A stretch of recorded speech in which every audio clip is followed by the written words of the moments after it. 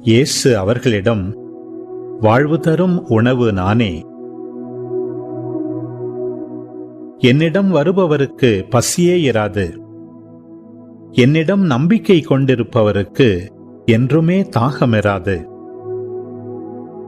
ஆனால் நான் உங்களுக்குச் சொன்னவாறே நீங்கள் என்னை கண்டிருந்தும் நம்பவில்லை.